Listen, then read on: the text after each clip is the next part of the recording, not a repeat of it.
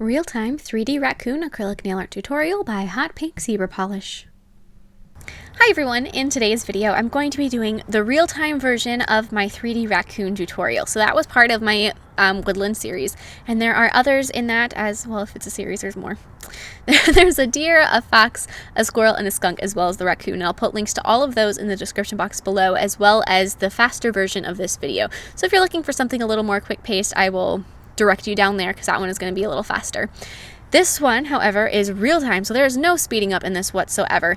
And I have done another real-time video in the past. It was a penguin. If you're interested in that one, I'll put that link below as well. If you're interested in seeing more of these real-time videos, I can definitely upload those periodically, so comment below if this is something you'd like to see more frequently. And don't forget to click subscribe to see my future videos as well. So the first thing I'm going to do is I'm going to grab a bead of blue acrylic, and so as I mentioned, this is not sped up at all. So as you can see, I place the bead on the nail, and then I go and I wipe my brush off on my paper towel, and then I'll go and I'll start pressing it up to the cuticle. And I like to do a cuticle and down one side wall, and then I go and I do like the other half of the cuticle area and down the other side wall. And I do this relatively quickly, just because you don't want your acrylic to set before you're done messing with it. But then after I have that area, both side walls and the cuticle area done, I just take the belly of my brush and I pat it down the length of the nail. And if it was long, or if it was a large enough bead that just the one would suffice, then I'm done. Otherwise, like this, I will add a second one just to fill in the bottom. So I set it right about the top of the area that needs to be filled with the blue, and then I'll pat it from side to side and then sort of bring it down to the tip. And then after I have the entire area filled in, I'll go through and I'll just brush it up towards the cuticle just to blend out that area between the two beads to hopefully smooth it out and not have an awkward transition area. As you can see, it wasn't quite quick enough, so there is still just a very little line between the two beads, but that's okay. We're going to cover it up anyway. So now I grabbed a bead of it's a clear acrylic that has these huge hexagon glitters in it. And so when I put down a bead like that, it's the same process. However, you also want to manipulate the glitter so that it's not so glittery in one area and sparse in the other. And that's especially important with the larger glitter like this because they have a tendency to sort of clan together. They like to stick almost to themselves, and so to get them to spread out, you might have to just poke around at them a little bit with your brush. But for the most part, you just apply them the exact same way. Pick up a bead, set it down, pat it from side to side. And so as you could see, probably with that light blue, it's very, very thin. This glitter layer, because those hexagon glitters are so large, is going to be a little thicker than most, just because there's a certain amount of acrylic surrounding each one, and so that makes it a little thicker. So now I'm going to repeat the process once again with a bead of clear, set it down, press it, and I don't know how much of this you can see, but when you first set down the bead, it's sort of still a little crystally looking, and then as soon as you set it down, the monomer and the polymer, it'll polymerize, and then you can start messing with it after that.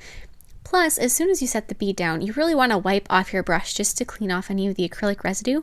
So I always like to set down the bead, wipe off the brush, and then start patting it out. That's generally my system. And occasionally, depending on the circumstance, I'll start patting it out right away. It's almost instinctual, I guess, when you should do what. And if you're new to acrylic, you might just have to, it's trial and error. Different people have different ways they like to do things. If you're a seasoned pro, you got all this down, I would think. So now I'm just going to be filing it with a 180 grit file, and I'm going to start at the cuticle area and then work my way down. This is a little different than if I was doing this on a person. I would use a couple different files just because around the cuticle area you want to make sure that you use a smaller file just so that you don't nick a cuticle. So I probably start with, I've got a couple that are nice and thin because those are going to have a less chance of scratching or irritating the cuticle than this one that's got a decent thickness to it. But then I'm going to file the side walls and the free edge and all that, make sure it's nice and smooth. But I like using a 180 grit file because I find that it does leave scratches on the nail surface, but not nearly as many as say a 150 or even 100 would. So then I'm going to go through and I'm going to be buffing it with a 240 grit padded buffer. This is so important. You don't see people buffing as much as I would like to, I guess. I always like to buff because it makes your gel sealer, which I am applying now, it makes it so much glassier looking and so smooth, and it just applies so nicely. And so I always like to make sure that I buff. So then just apply a layer of gel sealer over it and cure it, making sure to cap that free edge. And so now for the interesting fun part, at least for me, I'm going to go through and I'm going to start sculpting out my little raccoon. So I started with a bead and I set that down for my raccoon's head, and I'm just going to focus on sculpting out the top shape. So I'm going to bring it into like a nice rounded shape with almost a little point on the sides. So then after I set the bead down, I'm just going to pat it in. When you set acrylic onto a really slippery surface like a gel sealer, it's going to want to spread out. So you're going to set it down, it's going to fish, and it's going to spread out. Especially if it's a wetter bead. I mean, if it's a really dry one, it might not do that so much, but any wetter acrylic is really going to spread as soon as you set it down.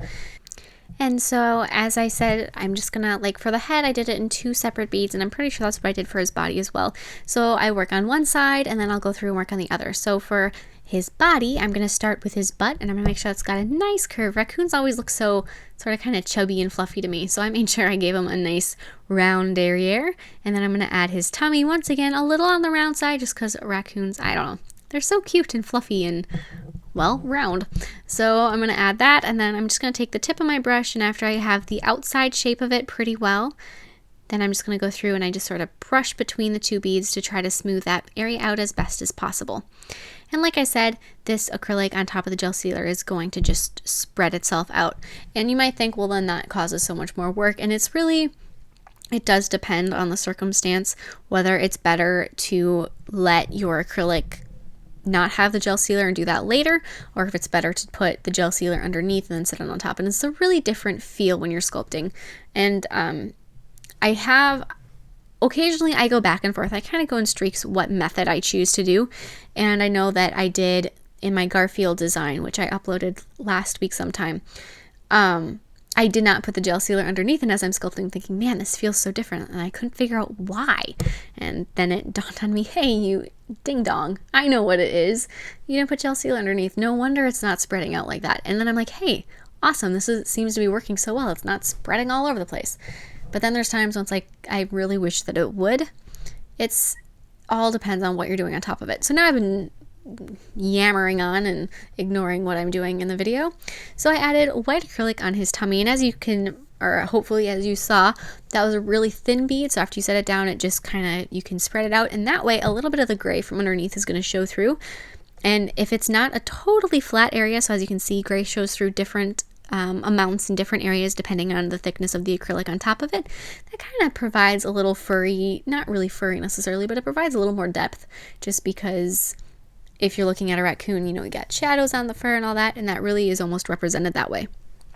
So then I added a circle bead on top of that for his hip and his knee area, and then because he's turned to the side a little bit, the bead for the other hip and knee is just this skinny little almost hot dog shape that sort of goes next to his body. I'm gonna add a little bit more to that first knee that's towards the camera, just add that on top of there, spreading it out.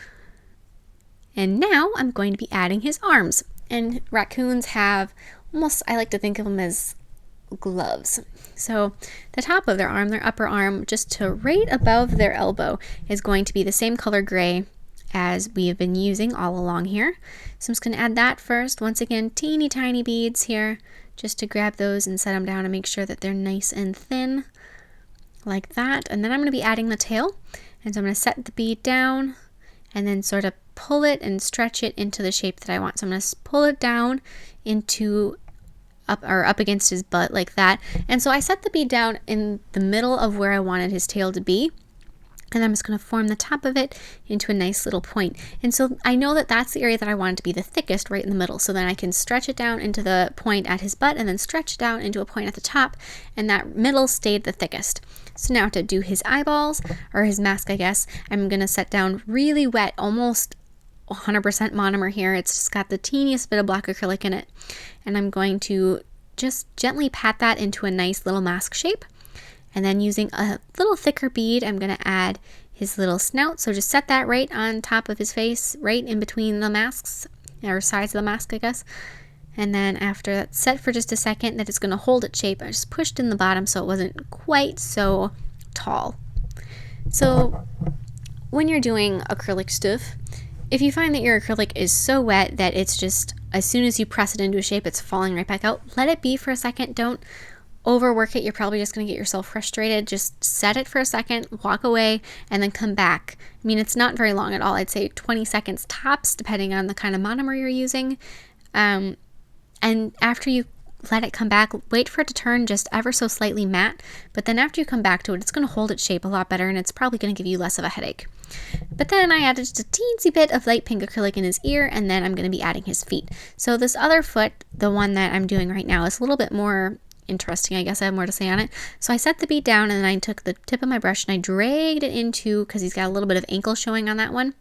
And I just took my brush and I just pushed it in. See, that's a benefit of doing on the gel sealer, is because if you had no gel sealer in the back there, as you were molding this foot and shaping it, you would really get this black residue on your light blue background, which wouldn't be so pretty.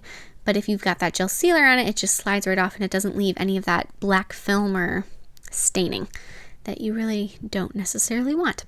So now I'm going to be adding some rings on the tail. So just like the mask, these are very, very thin bits of acrylic, and so it's easy to mold and move around, and it isn't gonna add too much thickness either. So I'm just going to do that and press it in, give a nice little stripe. So the first one I did, I set that right in the middle, and I did that for that first center stripe right about the same place we set the original bead for the tail. And then add one at the top and one at the bottom. And now I'm going to be adding his little hands. So I'm going to set a bead right at the bottom of that arm that we did before. So set that down and then just pull it out. Just like that. And as you can hopefully tell as I'm doing this, I don't wait really between steps. That's kind of why I go back and forth and do a little bit here and a little bit there and not really do everything at once, is because I don't really like to wait. This is all one video clip. I did cut out some long spances like when I was grabbing a different color acrylic out of my container, but I don't really wait for things to set. I don't do a step and then set that to the side for a while and then come back and do more. I just keep going, and I don't usually have too much trouble. So that's what I do, how I do things. Anyways, so I'm just going to do some little outlining. I did give his eyes just a white oval on the mask on each side for like the white of his eyes, but I'm going to go through with just a little bit of black paint on my brush and do some outlining. And as I'm doing this, I am deciding as I go where I want outlines to be, because I don't want to totally outline him. I didn't want it to get that heavy looking, so I just did a little bit of outlines where it was necessary. So mainly where there's like a gray and then there's more gray on top of it, like where his arms and his body meet, just because that almost can get messed where it looks like it's one area. I'm also going to add a little line down from his nose, like for his little, separate his cheeks out, and then I'm going to be adding a black pupil on there. So just fill up pretty much almost all the white of his eyes that you painted originally. But then I'm going to add 3 little dots on the toes that are facing you, and then a longer little line for the little paw pads. And then I'm going to be applying a layer of matte top coat on top of the 3D stuff. And the reason I apply matte on top of the 3D art is because I find that it makes it a lot more dimensional looking, because I don't know, the glossy seems to just make it look so shiny that it's hard to see what you're looking at. Plus the definition between the glossy in the background and the matte on top really makes the 3D stand out and look like it's a little extra something. So I hope you like this design, and thank you so much for watching, and I will see you in my next video. Bye!